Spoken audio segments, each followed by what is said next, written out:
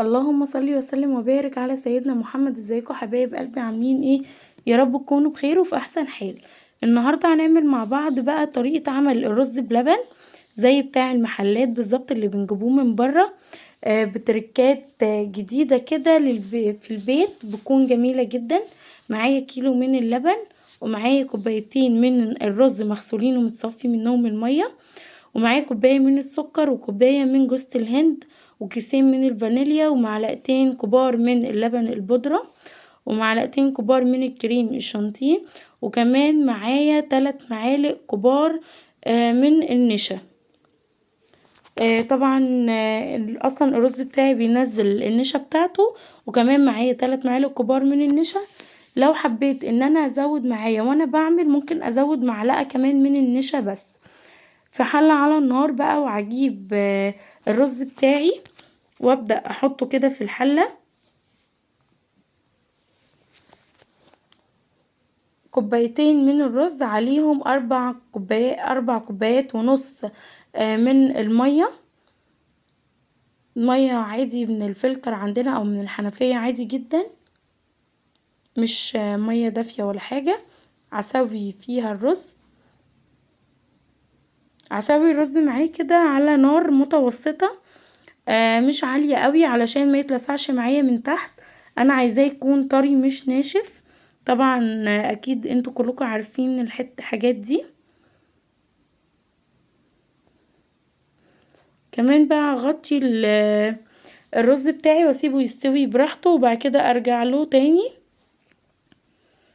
زي ما انتوا شايفين هنا كده الرز بتاعي كان خلاص قرب بيتشرب المية اللي انا حطيتها، فهقلبه كده تقلبتين وكمان اغطيه.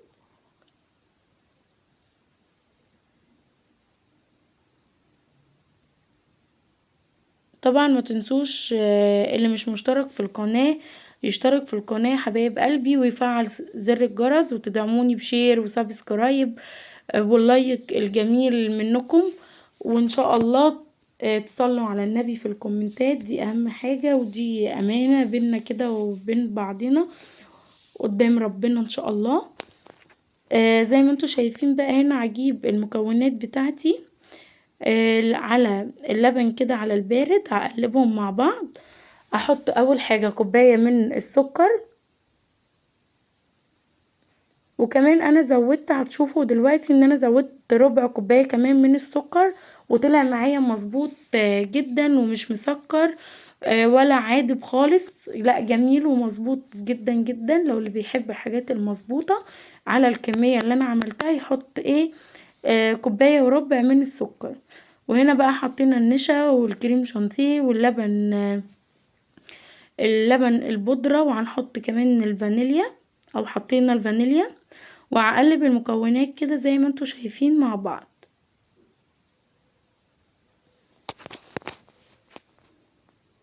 انا زودت نص معلقة من اللبن البودرة، لبن بودرة كامل الدسم. وهنقلب بقى كده مع بعض كويس جدا لحد ما المكونات بتاعتي تدوب تماما زي ما انتوا شايفين بقى بمعلقة، او عندي طبعا المضرب، اجيب المضرب اليدوي دوت واقلب بيه هيكون احسن وافضل. انا هستخدمه دلوقتي بدل المعلقة. وهنا كده زي ما قلت لكم ان انا هضيف ربع كوباية من السكر.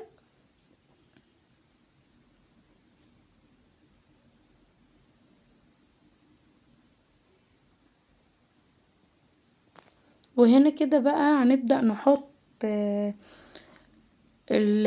جوز الهند.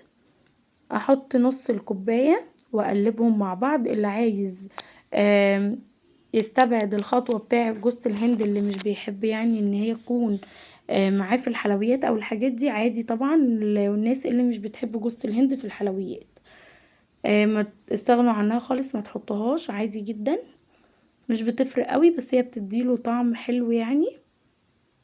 وهقلب بقى كده مع بعض كويس بالمضرب اليدوي بتاعي زي ما انتوا شايفين كده. وابدأ بقى ارجع تاني للرز.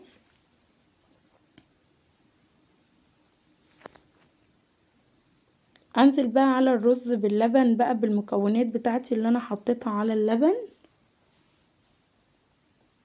واقلب طبعا باستمرار. اهم حاجة في الخطوة دي التقليب باستمرار. وطبعا الكريم الشانتيه واللبن البودرة بيدوا للرز بلبن نكهة جميلة جدا. ان شاء الله تجربوها وتعجبكم. ممكن حد يقول اللبن البودرة مع اللبن اللي هو العادي بتاعنا دوت والكريم الشانتيه يدي للرز بلبن هيخليه دسم، بالعكس هيخليه جميل جدا وخفيف وطعمه مختلف غير اللي بنعملوه يعني. اكني جايباه من بره بالظبط، كان جميل جدا يعني. وهنا لازم نقلب بقى كده باستمرار، عشان طبعا انا حاطه نشا، وزي ما انتوا عارفين النشا لما بتسخن او الحاجه بتكون سخنه فبتكتل، فانا مش عايزاها تكتل خالص معايا. زي ما انتوا شايفين كده.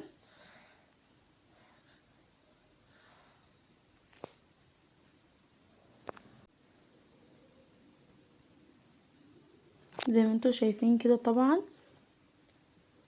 احنا مش بنوقف تقليب علشان زي ما قلت لكم ما يكتلش معايا النشا، ما يكتلش معايا في الرز.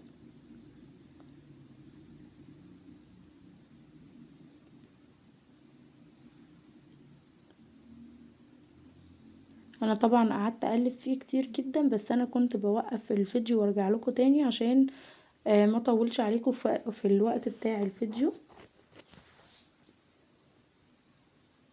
وهنا كده كان ما شاء الله بدأ ان هو يتقل معايا. كل ما اللبن هيسخن معايا كل ما هتتقل معايا بأسرع وبسهولة. وهنا كده زي ما انتوا شايفين ما شاء الله خلاص بدأ يغلي كده من الجناب، زي ما انتوا شايفين يطلع الفقاعات دي.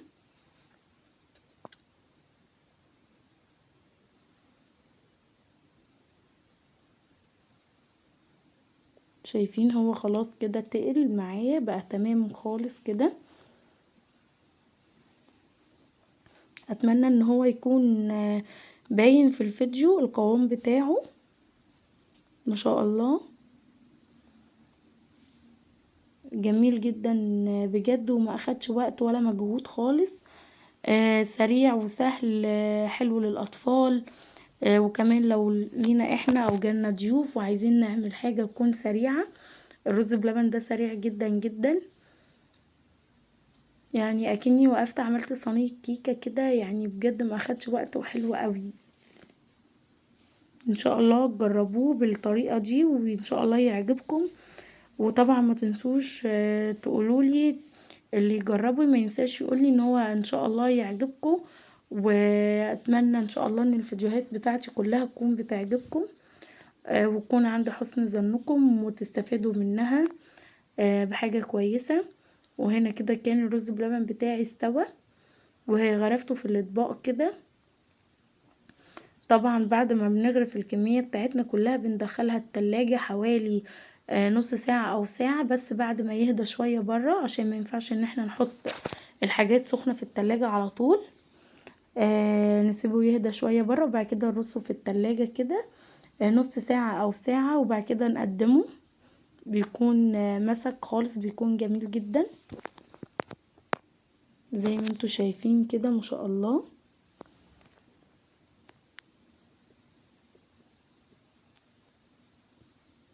طبعا هنزين بقى الرز بلبن بتاعنا زي ما قلت لكم بالموجود عندنا في البيت. احنا مش لازم ان احنا نشتري حاجة من بره او كده. عندنا مكسرات هنحط، عندنا جوز الهند وزبيب كده زي ما انا عملت هنحط، في نوتيلا هنحط، في لوتس. الحاجات طبعا حاجات كتير بيتزين بيها الرز بلبن. في بيحبوه سادة من غير مكسرات ومن غير اي حاجة عادي جدا برضو. كل واحد على حسب رغبته وعلى حسب ما بيحب. زي ما انتوا شايفين كده ما شاء الله جميل جدا. اتمنى ان الفيديو يكون عجبكم وما تنسوش تصلوا على النبي في الكومنتات. والسلام عليكم ورحمة الله وبركاته.